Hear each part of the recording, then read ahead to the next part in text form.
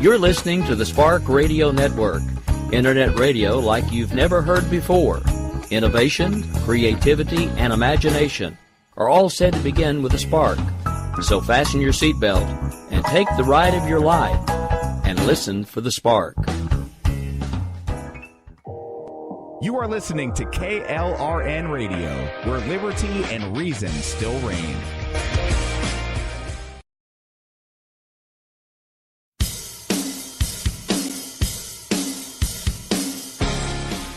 Whether we realize it or not, everyone has been impacted by addiction.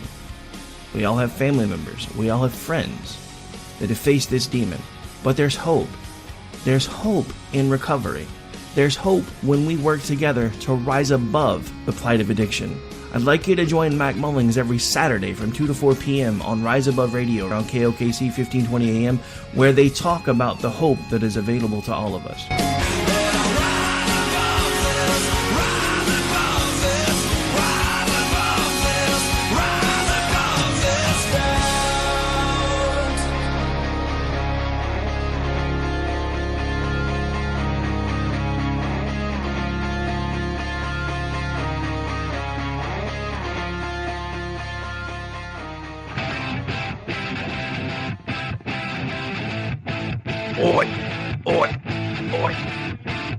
Got a great Loftus Party show.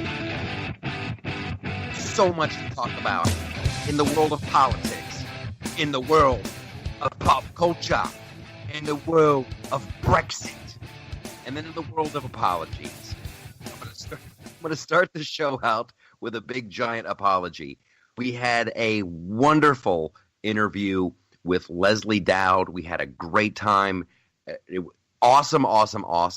And then the same internet gremlins that attacked our interview with Michael Knowles and have repeatedly attacked this show, they reared their ugly heads. So unfortunately, we're going to go back. We owe it to Leslie to do it right. We're going to go back and get that interview again. We'll do it the right way, because here's the idea, gentle listeners. Here's what I want to do. I've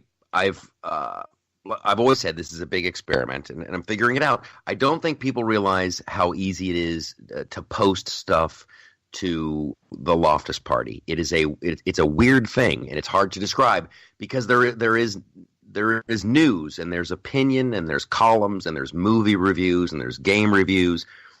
However, you are invited to participate too. So what I thought I would do, this was my big plan for this week's show.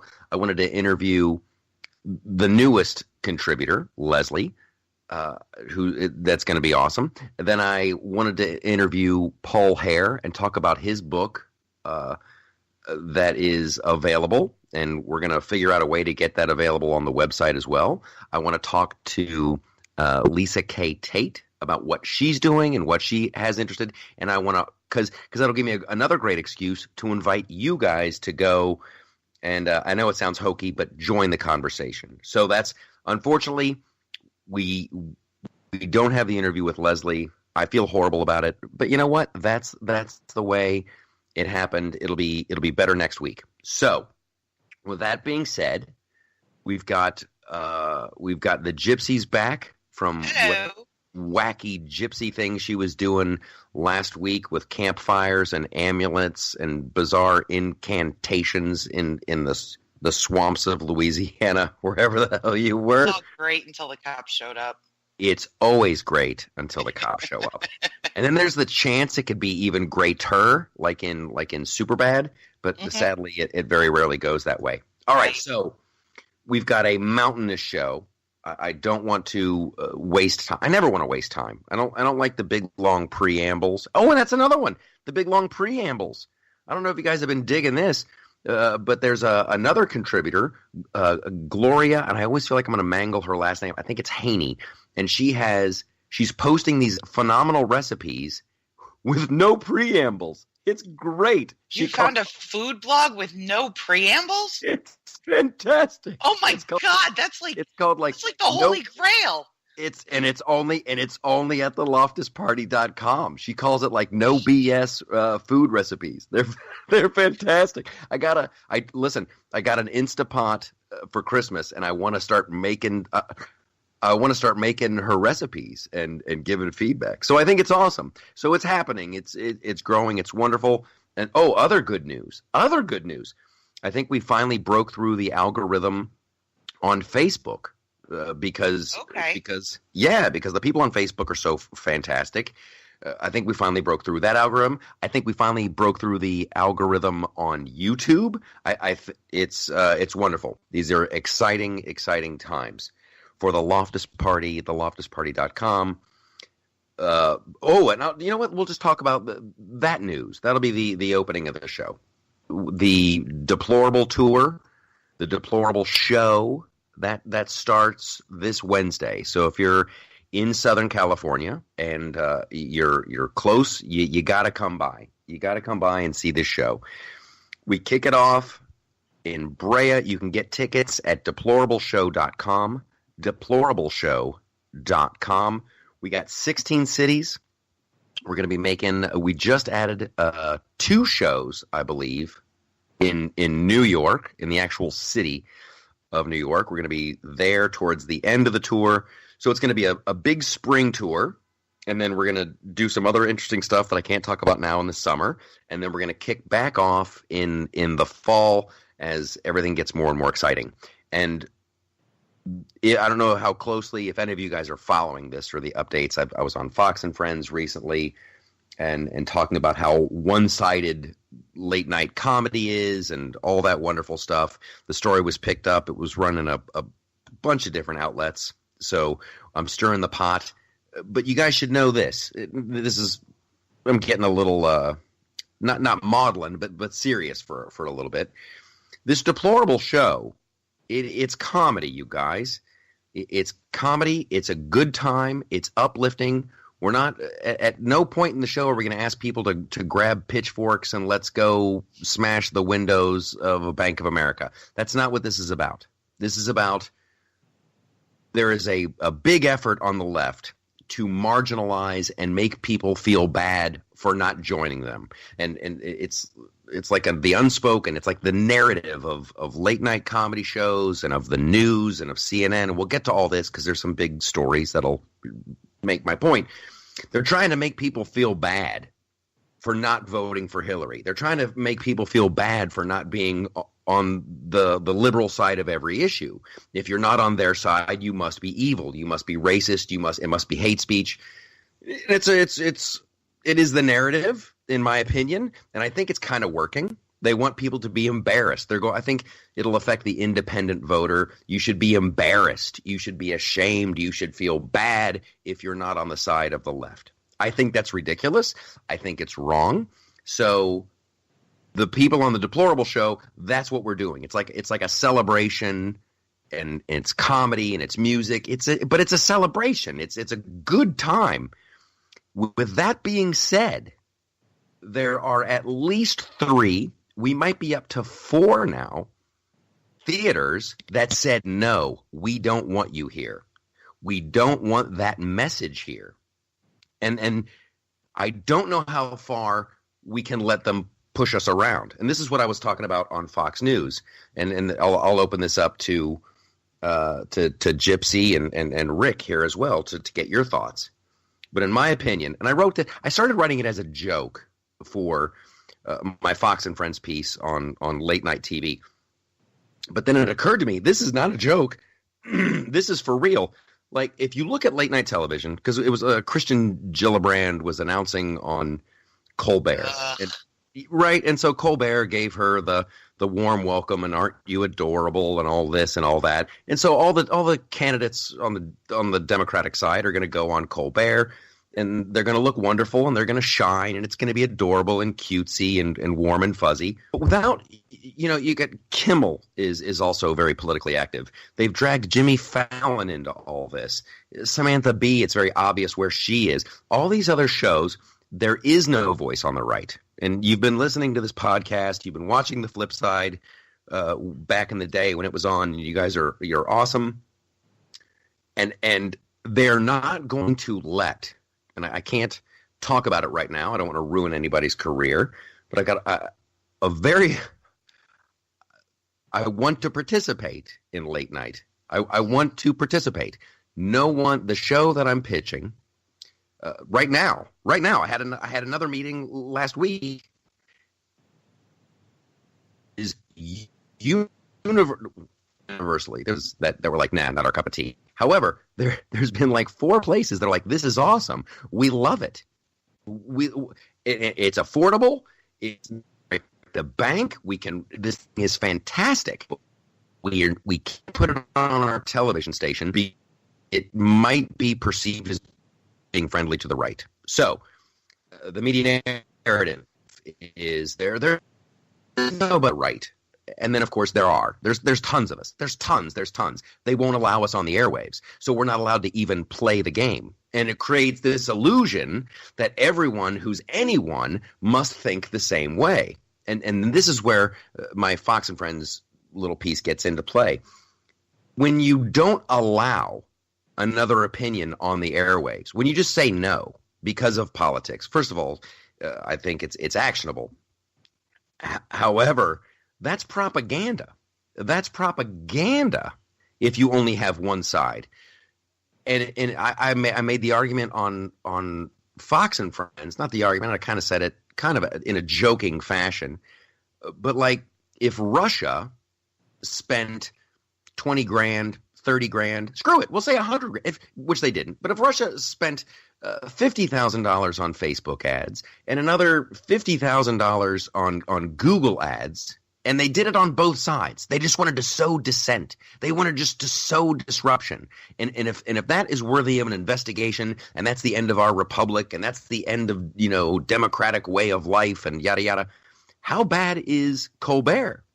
Like, if Russia spent a handful of dollars to influence the election, my goodness, shouldn't all of late night be up on charges? Shouldn't Stephen Colbert be in trouble? Shouldn't the staff of Jimmy Kimmel be in trouble? It's a one-sided event, and they won't let another side participate. That's propaganda. To me, it's far worse. It's far worse than what Russia did.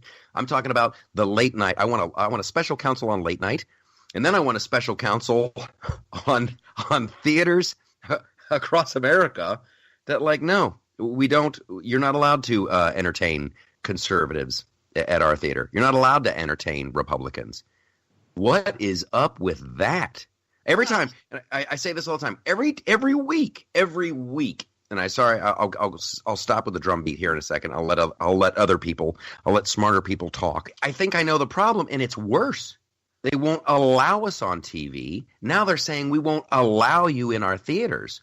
This is very, very bad for our culture. So when I say get your tickets at deplorableshow.com, this has become, in my opinion, it's bigger now than a comedy show. Now it's an important show. Now it's a rallying cry. Like this, we have to support this as a way of life. At some point, draw a line in the sand, you guys. Get tickets. Tell your friends. They are literally trying to shut us out of civil discourse. They're trying to shut us out of the entertainment business. It's scary. Gypsy, I open it up to you. Am I crazy or am I sane? Am I on the right track or not? No, I mean, I don't think you're crazy. I can't believe there hasn't been a complete outrage mob against, I believe it was iHeartRadio. I hope I'm getting that right, because if I'm tagging the wrong company, that would be really bad. But iHeartRadio just voted Ben Shapiro's podcast the best new podcast of the year. Yeah. The left is going to come down on them like a lead weight.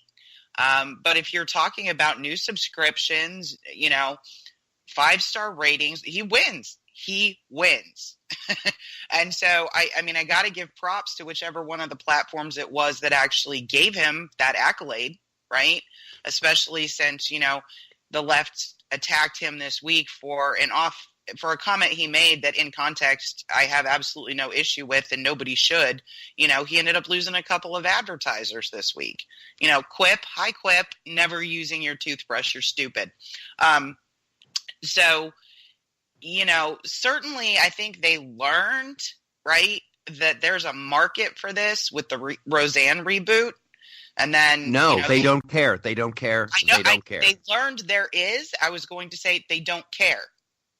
And that's terrifying to me. That's the scary part. It's not just that. It's that if you look at this whole mob mentality, and I've heard a pretty good explanation of it by the guys that used to run Truth Revolt, which was kind of the opposite of Sleeping Giants, right? So Truth Revolt would go after the left the same way the left had been coming after the right, go after people's sponsors, this, that, and the other thing, right? Just to say, we can play this game too. It literally takes 15 people in an office to make that happen. Yeah. Like, it's not that many people. And for example, I believe it was Quip that decided to drop sponsorship of Ben Shapiro after his comments and participation in the March for Life. You're not really going to lose anybody who's happy with your toothbrush if you keep advertising on Ben Shapiro's show, and you're probably going to get more people buying your toothbrush. That's what advertising is. Stop it. What is the solution? I'm talking about the bigger issue. I think Ben Shapiro's going to be fine. I think Ben's going to survive. Good Lord in heaven. But then again, I'm going to put him in the talk radio box. Like for whatever reason, the right does very good on talk radio and the left does not. For whatever reason, however, I want to make inroads into television, and I've now backtracked to, okay, they're not going to let me play in their reindeer games. So now I'm going to do this comedy tour, and they're saying no to that. Without doing I don't want to do boycotts. I'm with you. I mean, like I don't want to do it. It's like a total last resort. However, at what point do we ask people to like legitimately like rally? And I'll tell you, here's another thing right now that's very, very disappointing to me. And I'm not going to name names because I don't want to make enemies. We have a company doing the press, right, for a deplorable show. They do a press release. And there are some very, very big media outlets on the right that are like not covering the story, which I find like, what do you guys want? Like what do you want? I don't want to be a negative person. I want to be positive. I want to be upbeat. I want to be optimistic. I want to be a magnet. So when a show like this gets put up and theaters are saying, no, we don't want you here because of your politics. To me, that's a story. And you think that the right, first of all, conservatives and anyone on the right, libertarians, anybody who doesn't think you guys should be going, awesome, I'm going to go to this show. But I don't know what the people want. I really don't. If you can't support this, I don't know. I don't know what to tell you. Like, I don't want – if you can't support a comedy show that's going around on tour as a publication going, hey, here's somebody who's trying to do something. Here are some people who are risking their reputation, legitimately risking their livelihoods. If you can't support that, I don't know what you want. I don't want to hear you. I'll be done with people complaining, we're not on TV. We never – it is a culture war. It is a culture war. Good Lord. Well, Ben Shapiro is like, and then I'll stop fluffing for Ben Shapiro. I was on this show in LA Sunday night, the Peter Tilden show. Really interesting guy. Great dude. We had a blast. I'm on for an hour, and he's on KABC here in Los Angeles. And now they got Ben Shapiro on in the afternoons. I'm like, good Lord in heaven. Does Shapiro ever sleep? He's got that's a syndicated show. It's the same one he publishes for the first hour on the Daily Wire. Oh, okay. He's in syndication, I think, in about 130 markets, if I remember correctly. But I mean, the thing about theaters and the thing about, well, let's take theaters first. Theaters and networks and all these people who are just saying, nope, we're not going to do it. We're not going to do it either because we don't want that opinion out there, or as some of the outlets told you, correct, we're scared of the response. we're scared of what could happen if we are courageous enough to do this with this very funny product that we love. I mean, can you imagine any other industry that would receive a product from a creator and go, oh my God, we love it. This is great. This fills a market need. We can make money on it. Oh no, we can't. I could see. I mean, that's just I could see retarded. I could see the federal government doing that. I could see the federal government doing it. I could see somebody who makes a piece that's perfect for the space program that saves them an absolute fortune, and then the federal government would go, no, we can't do it because the law dictates we have to buy from, yada yada booty boo in squiddle bang bagala bang. Like that's the only other level. But no profit motivated business would have a creator come to them. Here's my thing. Oh my God, we love it. It's so well done. It's so wonderful, wonderful. Oh my God, look over here. Our marketing department has said we can make money. There's a market for this. Sorry, we can't because we're scared. Either they're scared, which I think is a small percentage, or they just don't want that message out there, which is nefarious and dangerous. We don't want people looking at issues a different way. We don't want it. We don't want to have a discussion. And maybe you can trace it back to, climate change, where, hey, the discussion is over. We're not discussing this anymore. We're not going to discuss it. We're right. You're wrong. Moving on. We're not going to discuss conservative comedy anymore. We're right. You're wrong. There's no place for you on our airwaves. There's no place for you in our theater. And then people on the right, here's what I kind of think, and it makes me sad. It really does. This makes me legitimately sad. I think there's a segment of people on the right, conservatives, libertarians, whatever, who kind of want to see the deplorable show fail in a weird way. So then they can say, isn't it a bummer? They can kind of like just shake their heads and go, look how bad the state of affairs is. I don't want to be a pessimist about it, but there's a part of me that thinks I think that's true. That like people could maybe some of these people at some of these publications, right-wing publications, are laying back to go, look, they failed. It can't work. It doesn't work. It's bad, you guys. The problem is worse. Like, how bad does it have to get before you do something? Seriously, how bad does it have to get? And I was going to say I see two problems on the right kind of overall. Right? Okay. In terms of fighting the culture war, if that's what you want to call it, or at least getting our voices heard in media and other spaces outside of the political arena. Okay? Yeah. Number one, our donors will put money into candidates and certain causes, but they do not put the same kind of money into strategies to get our folks in front of cameras in bigger spaces. So I agree. There's everybody has their, if you look at conservative donors, everybody has their little pile of money. And instead of all of them getting together and saying, what do we really need to accomplish here to make our voices heard, do you know what I mean? If you look at Soros's money and Bloomberg's money and Steyer's money, their money goes from strategy to tactic, right?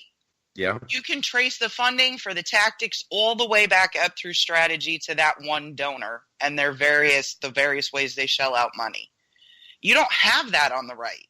No, you don't. You don't have anything from strategy through tactic. And I think that's really one of the big problems. And the other big problem is the one that you pointed out. And I think this goes back to the fundamental difference between people on the right and people on the left. People on the right are individuals and are more likely to see a comparable person in a space, so a comparable comedian, a comparable writer, whatever, as competition to them and a threat to their livelihood or their prominence. So I have never seen the type of behavior on the right of people lifting up other people, with the exception of our great producer, Kung Fu Rick, and really trying to bring a group of people together to help. The way that you see it on the left. They're collectivists. They come together and do that really well. You know what? I'm so glad you brought that up.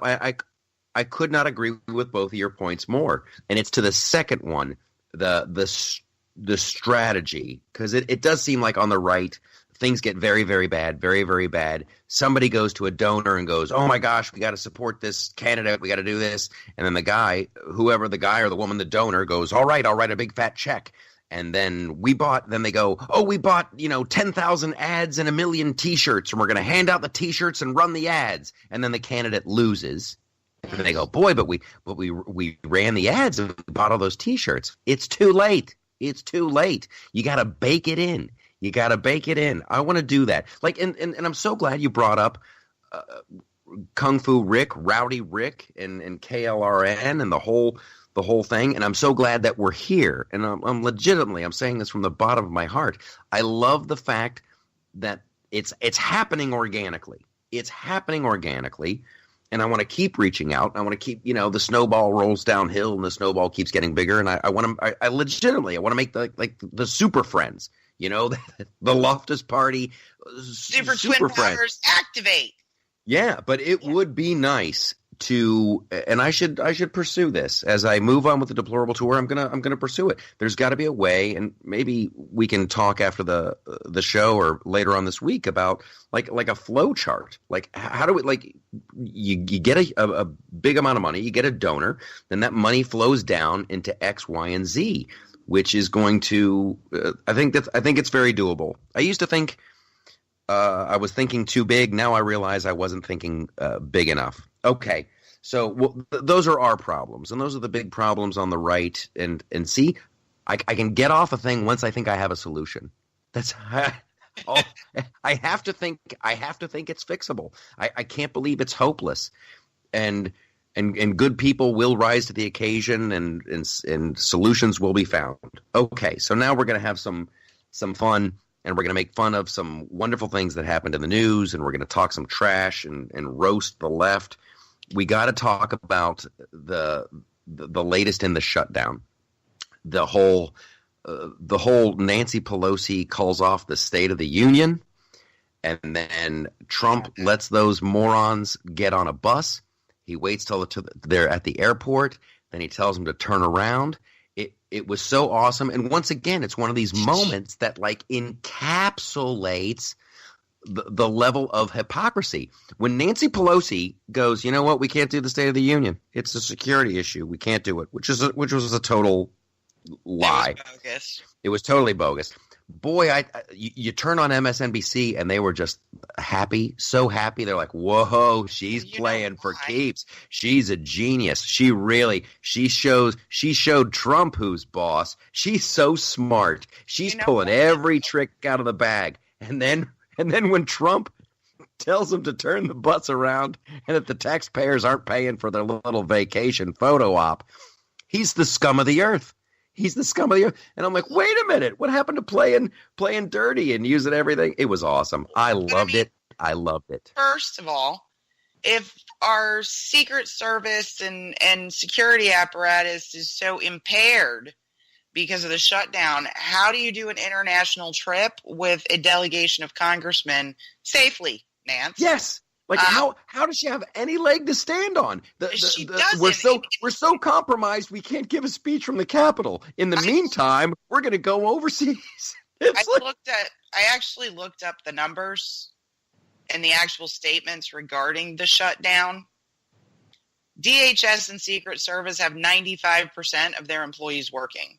The ones that aren't working are usually in research and policy departments. So all of the people who would actually provide security at the State of the Union are still on the job.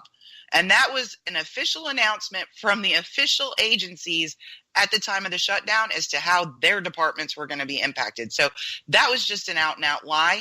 And Kirstjen Nielsen answered it and said, no, we can do security. I don't know what she's talking about in a formal statement. The reason Nancy Pelosi does not want Trump to make that speech is exactly why she hated the one last night. They don't have any good answer except for no. It is abundantly clear. It's abundantly clear. I mean, it's just she didn't want another meme of her and Chuck giving a response. That's why she can't. How many times do they have to say no before they even know what the president said? They've done it twice now. They've done it twice now. It's and in my opinion, it's getting to the independent voter. You can't keep something like this. You can't keep something like this quiet.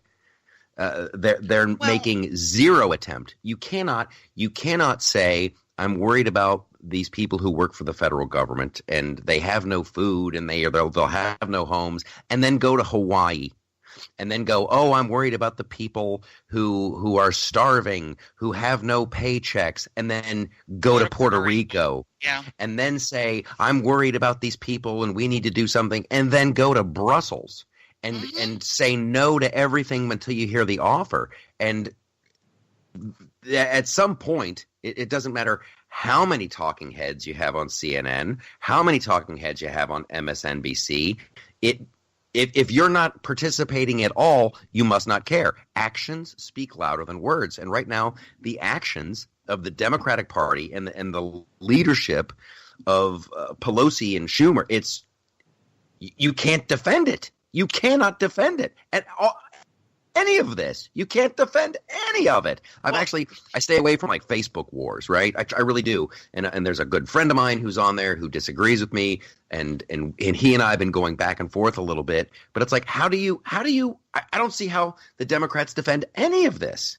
We want border security. Do something. You don't negotiate. We leave town. Bah, bah, bah, bah, bah. It's laughable. I have a couple of thoughts on this. Number one, either Nancy Pelosi is being too cute by half because she knows she has to run far to the left to please their radical base during the presidential primary, right? She has to get those people activated. Now, I think that clown car is going to blow up like you've never seen before, but we'll talk about that some other show.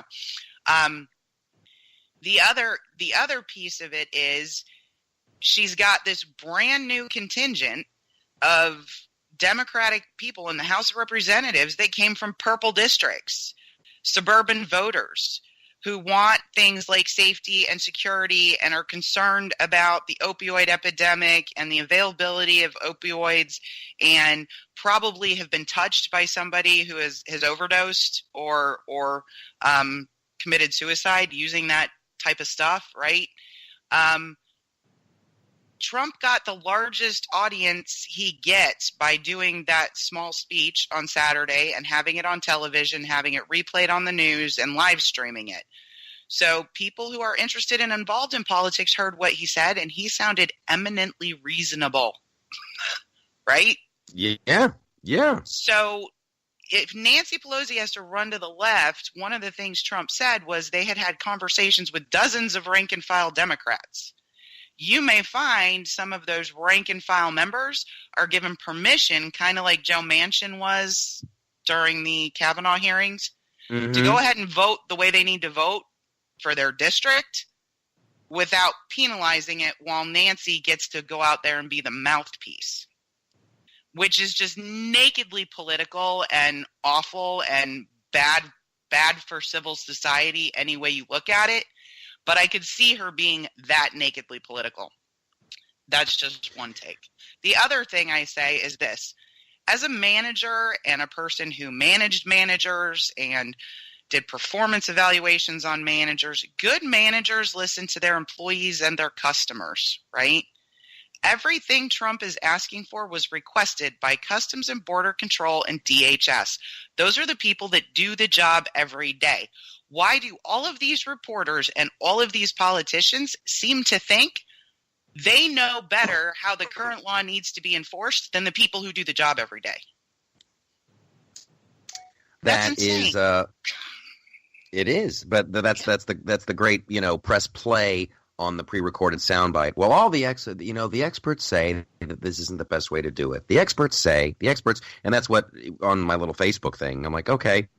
This guy, my buddy, and I feel bad because, I have a podcast and I have a platform. I got a bully pulpit. Yeah, right. But my buddy, he's a great dude. He's a really great guy. He's a smart guy. He's former military. He's like, here's a link to an article about why the wall won't work, and it's like from the Cato Institute, and like in the title of the piece, why a concrete wall won't work and is immoral. And I'm like, stop with the morality of it all. Stop. And that's the other weird thing. We don't have time to get into it. Maybe we do. This whole new morality. Like, oh my Lord. I know. When did the left become the Puritans? That's what I want to know. Well, they're not the Puritans. It's their last desperate hope. It's this weird new thing they're doing. Don't pay attention to what I'm actually saying. Think about the morality of it. Don't think about if I'm factually correct. Think about the morality of it. And like, I don't see what is immoral about feelings. But I don't know what is immoral about the wall.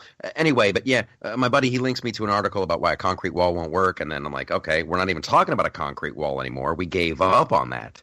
We're talking about steel slabs. And then here's a list that I have that's not from the Cato Institute of all these border fences and barriers that do work.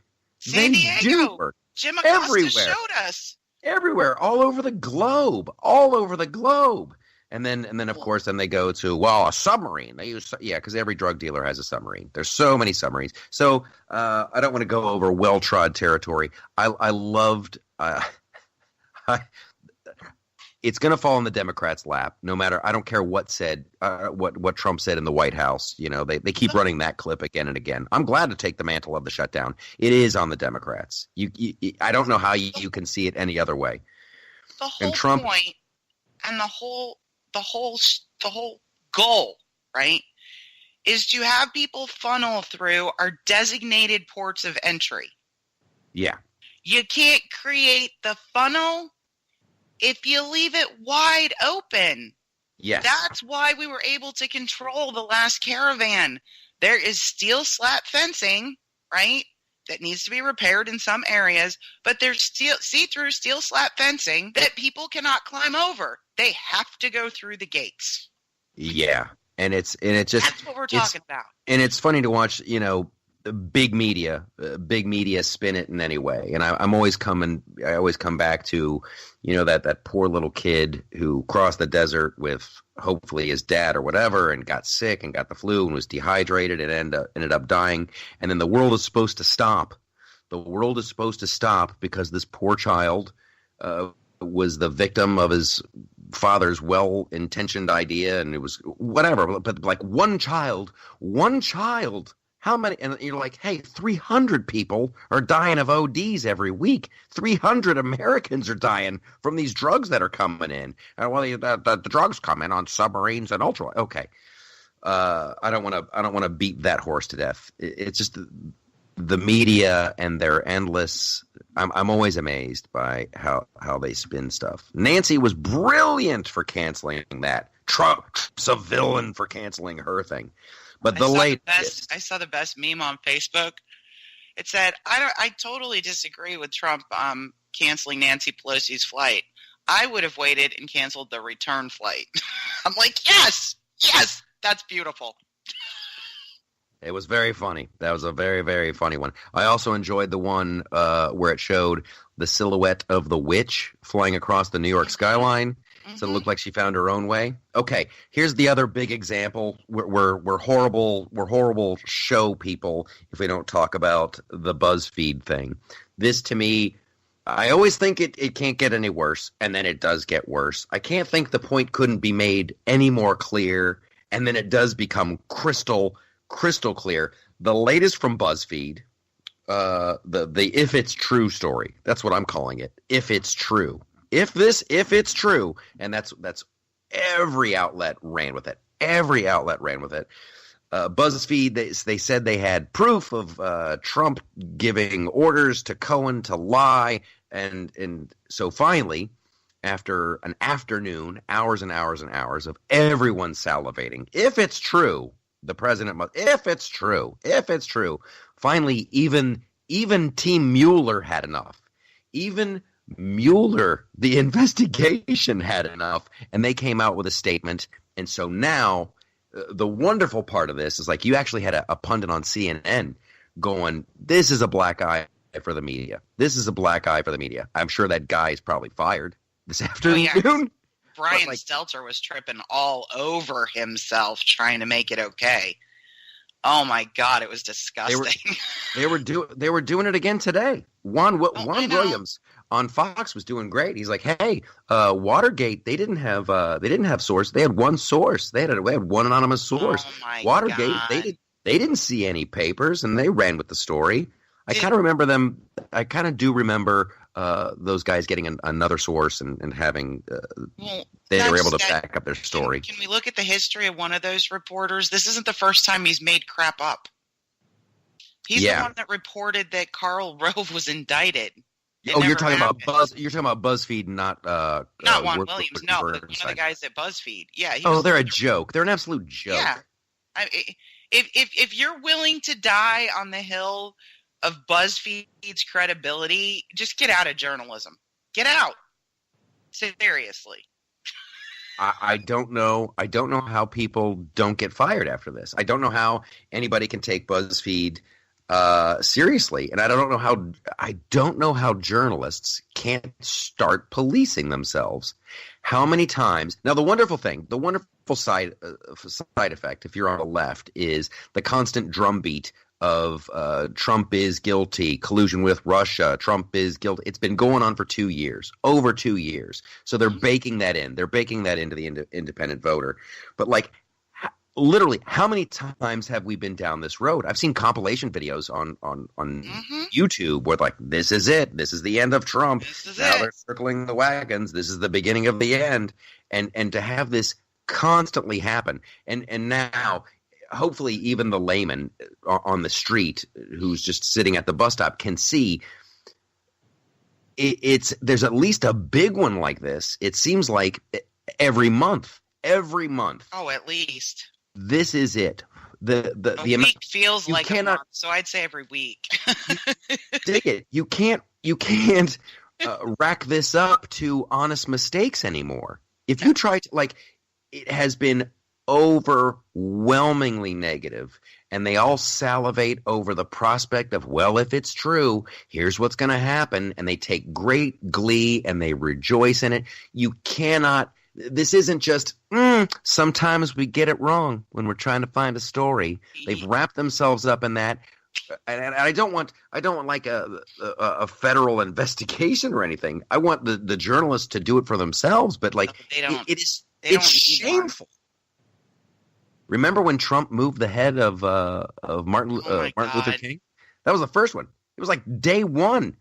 I know, but you know what I think is going to transform this whole thing to some extent? The whole Russia collusion Mueller investigation. If Barr is confirmed, we have a real attorney general that did not have to recuse himself. Yeah. And he seems like a pretty straight shooter. He knows Mueller, and I actually think the prospect of him being confirmed in the Senate is one of the reasons that the Mueller team came out and said, yeah, no, that never happened. Aha! I think there is going to be, because now they're not going to report to Rosenstein. They're going to report to the Attorney General. The Attorney General is no longer wounded. Yeah. Gypsy putting the pieces together. See, that's why this is a good show. I'm thinking, because I swear that was on the tip of my tongue, but why did Mueller do this? But you're absolutely right. Because I think the new Attorney General will come in and go, let's find the leaker. Yup. There is a new sheriff coming into town. There is a new sheriff coming into town. Okay. That's awesome insight. It's not going to get better than that, so I'm moving on. So, once again, the media. I'm just going to keep bitching about the media. Do we get to talk about the real bombshell that the real didn't cover? Bruce Orr and his testimony. Did you hear about this? My week has been insane. Insane. I have not. Tell me, Bruce Orr, in his congressional testimony, which Kimberly Strassel, who I trust far more than BuzzFeed, has obtained, in his testimony said when he gave the Justice Department and the FBI the dossier, he told them where it came from. He told them it was a product of opposition research and cautioned them that it may not be reliable. And he did that in July. Yeah. They went for the FISA warrant in September. with no additional anything and kind of referred to the information in the FISA warrant but never said what it was. So it is becoming so much more clear that the initial FISA warrant to take a look at Carter Page was complete garbage. Well, I nothing, very few things would bring me more joy than if people actually got in trouble for this. If people actually got in trouble for weaponizing the government against a private citizen, nothing would make me happier. That would be awesome.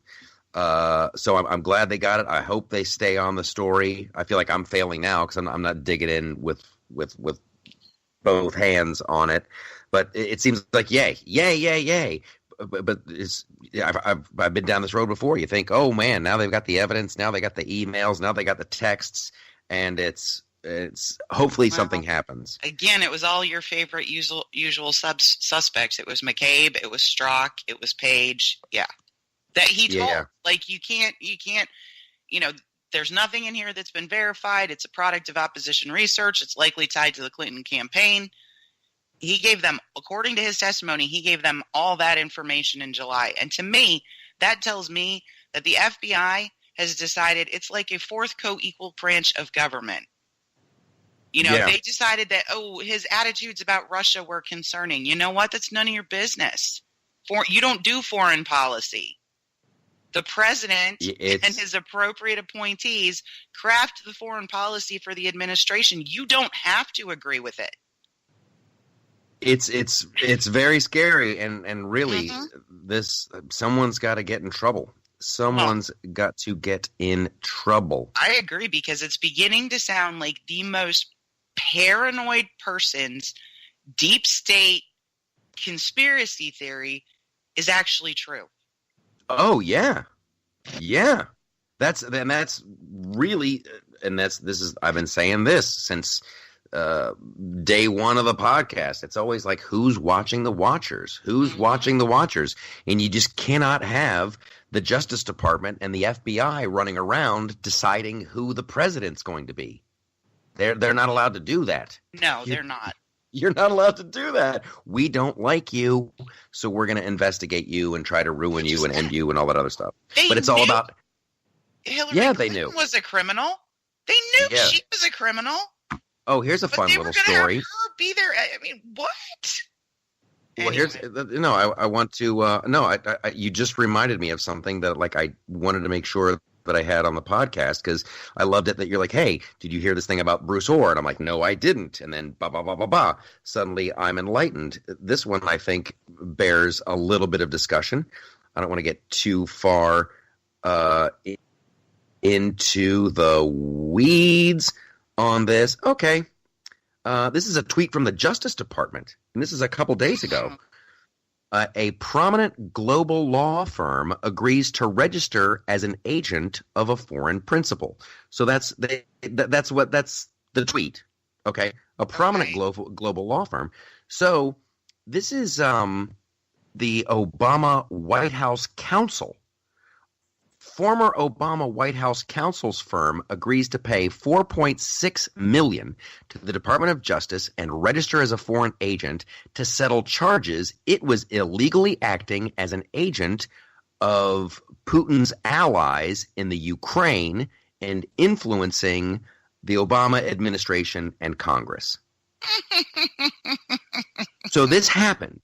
This is not conjecture. This is not a tinfoil hat. This is someone going back and going, hey, you guys, we're trying to get Donald Trump in trouble for this thing that you actually did. So here's the deal. Paul Manafort is sitting in jail for. Yeah. So they give him the option. Hey, you guys should probably pay this fine so we can get this off to the side. Which is exactly what they did. And so you'll know about it because you're smart and you're funny and you listen to the Loftus Party. But this is and you bring up Manafort, which he was working for the Podesta Group. Now, one of the things that Manafort's in trouble for is like, ooh, you didn't register as a foreign agent. And neither did the Podestas, but the Justice Department and everyone else is like, hey, you guys forgot to fill. They go to Manafort, they're like, you didn't fill out this form, you're going to jail. They go to the Podestas and they go, you didn't fill out this form, you need to fill out the form.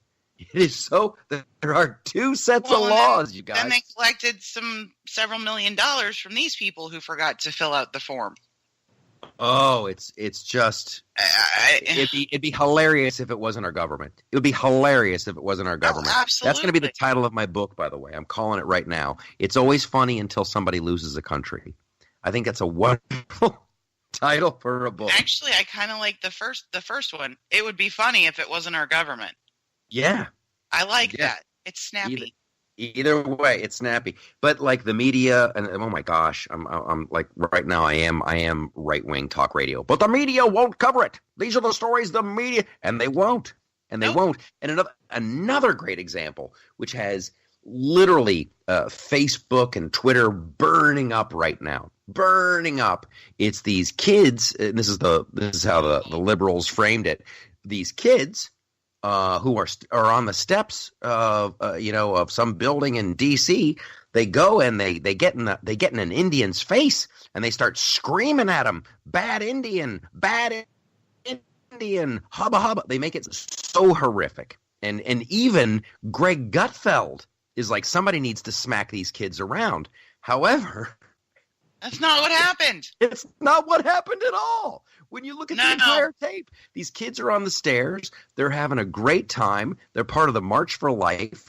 And like, I'm sure they're on a field trip with their school, and they were told, hey, stay by these stairs. We need to make sure everybody's here. So as teenagers will do, they're singing and they're dancing and they're having a good time, and they're all hanging out waiting for whatever's next. In the meantime, there's an old Indian dude, and I guess he's a real Native American. He's beating on a drum. This guy wanders across the street and into them. He goes out of his way to get himself in the middle of them. And this one kid who everybody's making out to be a supervillain, bless that kid's heart, he doesn't move. He stands there. He doesn't say a word. Doesn't say a word. He just puts a little grin on his face as if to say, I know what game you're playing, old man. And guess what? I'm playing the same game too. I'll stand here and smile. That kid deserves a medal. That kid is awesome. Not only is he not a villain, my kid would do the same thing. You want to play? You want to play a game, old man? You want to get in my face with a drum? I'm going to stand here and smile. I'm not going to raise my voice. I'm not going to scream. I'm not going to put my hands on you. I'll just stand here and politely smile. That kid is awesome. And shame on anybody who is rushing to judgment without seeing the whole video. Well, not just that. I guess video released today, and I haven't watched it for myself, so I'm going to give you that caveat.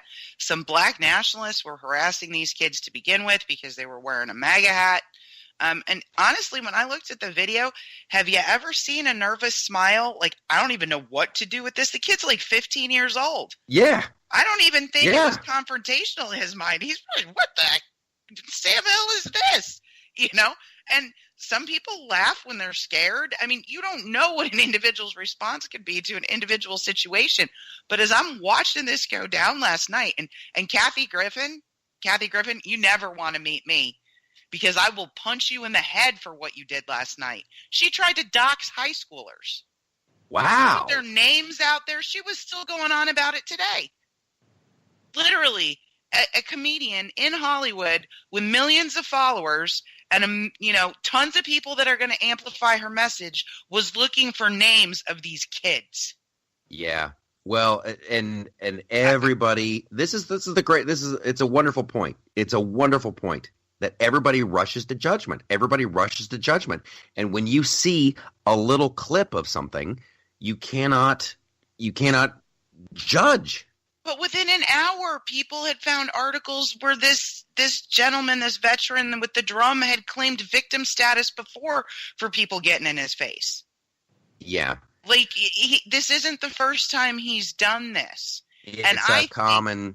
There's a ton of people in the conservative movement because, guys, just because Trump is president doesn't mean we don't wait for evidence. We need to know the whole story. I think those kids are owed an apology by the archdiocese who threatened to expel them for nothing, and a whole bunch of people on the right who jumped in on the pylon about how awfully these kids were behaved. I mean, Literally, there are some people with really deep pockets. If I was that kid's parents, I'd be getting a lawyer. It is, like, yeah. I'm going to take you for being dumb. Yeah, it is. It's scary. There's a reason that the wheels of justice go slow. There's a reason our government works slow. You're supposed to think things out, and not just be part of the mob. Get all the information. Yeah. Yes. And yes. now a bunch of really smart people are saying teenagers shouldn't be allowed to wear MAGA hats. Oh boy. Well, that's part of it. It goes to the whole show. It goes to the whole theme of the show of big media and baking in this message. They're just baking it in. If you think this way, if you like the president, if you like smaller government, and you dare to announce it, you need to be villainized. That's just it. There's something inherently bad is what they're trying to say, and they're baking it in. They're baking it in. I'm afraid to wear a MAGA hat. I'm afraid. You know me. I didn't vote for the man. I don't like the man. I like some of the things he does, and I like some of his policies. I'm still not a fan of Trump the person, okay? These people make me want to tattoo MAGA on my forehead, stitch it on every article of clothing I have down to my underwear, and run around downtown Atlanta. Let's do that. We should film it, and we'll put it on YouTube. I'm going to have a MAGA strips to her underwear. I'm going to have him. No, I'm not going to strip. I'm just going to moon people with MAGA on my ass. Let's do it. I don't even like the guy. It is. You know what? I like him. I like him more than ever. I like him more than ever. More than ever. And like seriously, if I had to hang out for an afternoon, with a Republican president, I would totally pick Trump. I wouldn't even think about it. Like George W. It's okay. He's going to show you around. He's like, what? Are we allowed to go back? Are we allowed to go to dead people? You can raise the dead. All right. If we You're can raise any Republican president. If we're going to raise the dead, I might have to go Teddy Roosevelt. Oh, that's true. That's going to be a fun afternoon right there. I might want to talk to Nixon too. I just might want to talk to that guy. I think it's going to be a boring thing. We should do. You know what? This is. You know what we're doing right now? We're reinventing the Loftus Party barbecue. We're reinventing the Loftus Party barbecue to include dead people. Yeah, but seriously, Teddy Roosevelt would be a great hang. That guy is going to be a great hang because you're going to go horseback riding, you're going to tell war stories, you're going to go out, you're going to go camping, there's going to be a barbecue, there's going to be literature, there's going to be great coffee. It's going to be amazing. You know, George W. is going to be an okay time, but then he's going to be like, hey, yeah, I paint. And then he's going to have to show you his paintings, and then you're going to have to pretend like they're good, and you're going to have to be polite. And it's going to be awkward for a while. However, with Trump, man, he's going to be like, we're going to hit McDonald's. Then we're going to go over here. Then we're going to see this hotel. Ooh, there's a nightclub over here. There's going to be private jets. There's going to be supermodels. It's going to be a good time. Barbecue? Listen, we might have to make a run. We might have to get some more Dom Perignon. We're gonna swing by Kanye's place. We're gonna pick up Kanye and Kim. It's gonna be fun. It's gonna be fun. I don't know. I just think like I said, I like some of the things he does. The plane thing kind of cracked me up. Probably not very positive in conservative circles, but I'm Irish, dish best served cold. You guys get it. It was. So I think if you have that tendency in you, that was pretty funny. The Dear Diary tweet to Jim Acosta when he put up that stupid video about that was perfect. Hilarious. Hilarious, right? Dear Diary. As far as him as a person, still not a fan. Though I do like some of his policies, and I'm 100% behind him on this shutdown. But the world is getting completely topsy-turvy because I'm doing things like retweeting Geraldo Rivera and Piers Morgan. Yeah. I agree with them. The left has gone so far left, they're kicking out Piers Morgan and Geraldo Rivera.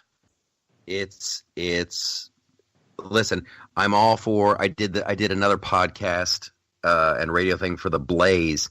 And I forget the guy's name. I forget something Heaton, and I was on his show. And we were talking about tribalism and populism, and I'm like, I'm all for tribalism.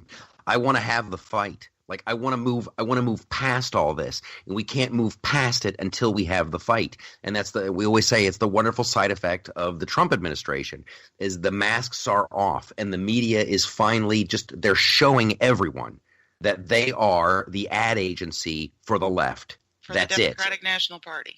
Yes, that's it. So now we know. So now that's the reality. That's the baseline. That's where we can start with. And they can show me all the polls in the world, and I don't believe them unless I want to believe them. Like the latest poll that shows Trump's popularity with Latinos is way, way up.